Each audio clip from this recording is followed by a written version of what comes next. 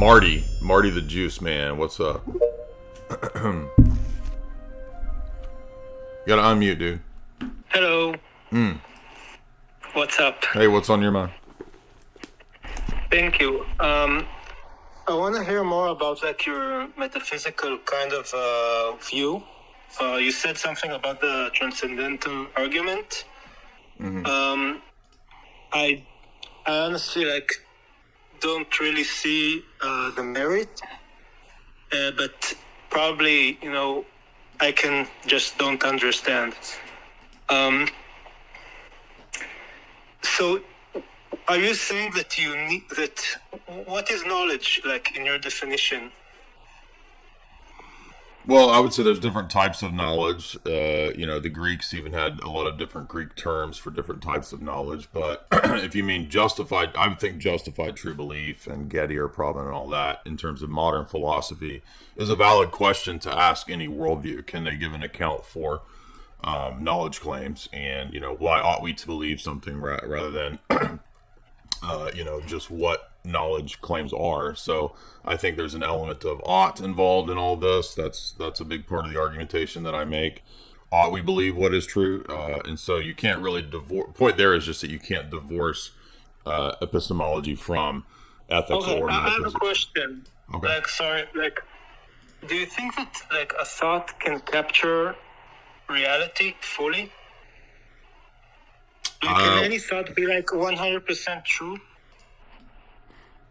I mean, I think that because we're made in the image of God, we have the ability to reason about the world and accurately understand the world, but that doesn't mean that we have exhaustive knowledge or omniscience. That's why God functions in the worldview to do that for us. Yes, so what is it that you can know? If any thought is no thought actually describes the world as it is. I didn't say that. I didn't say that. You said that. This is my claim.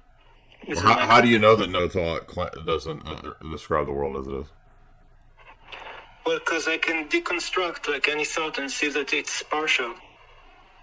Well, but just because something's partial doesn't mean that it has no relation to the world. I'm not saying no relation. I'm just saying that... You said no relation. You said it bears no similarity to the world. I don't think that there's no similarity, but I don't think it describes the world actually. It's I think it does describe partially the world. Well, how do you know it does it partially then?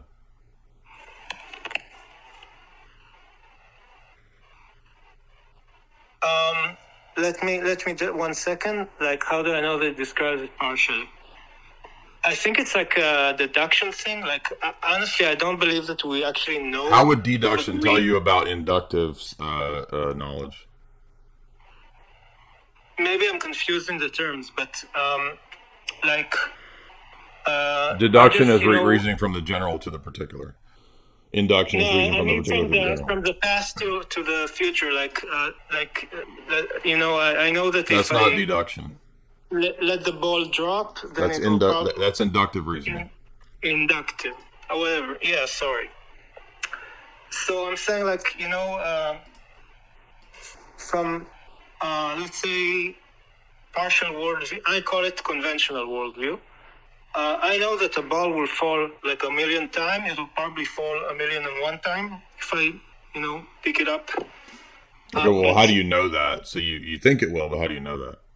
I'm saying it's inductive or whatever. It's okay, but David Hume. Well, I'm making the Hume argument that Hume said you can't demonstrate or prove induction. So I can't prove it. That's part of my. I can't prove it. Oh, you can't. Okay, so you're a Humean skeptic. I would say that. I don't know. I'm not in. I'm more into Buddhism. I understand it more. I don't follow completely Western. Okay, right. So if you're a skeptic and you don't know that there's the future will be like the past, then there's no basis or justification for knowledge. So your position is self-defeating. Why? Because there's no justification for knowledge claims. There's no justification for knowledge. What does justification mean? Justified true belief and the Gettier problem. Justify true belief in what? The Gettier problem. Gettier? Gettier problem. Can you say what is that? Yeah, it's an addition to the classic notion of JTB, which is justified true belief, the traditional idea of what it means to justify or ground your knowledge claims. Somebody pointed out that you could actually also get something right accidentally, but you wouldn't be justified in your knowledge. This is why it's called the Gettier problem. So it's just an additional fourth criteria. Okay, so basically, like, just, in layman's terms, why would you say that it's self-defeating? Well, I mean, you said you haven't read Hume, but I mean, you're making a Humean argument, and Humean skepticism is premised on the idea that knowledge is not ultimately justifiable. You can't justify it. Yeah. That's the point. Yeah, I can't. Okay, then you don't have it. Then debate is not possible. Thank you. Exactly. Okay, so we can agree.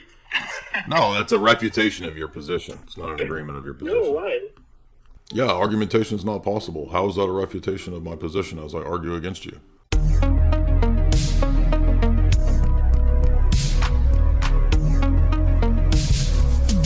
Divinity raises the humanity in Christ through theosis, and that's exactly what we experience.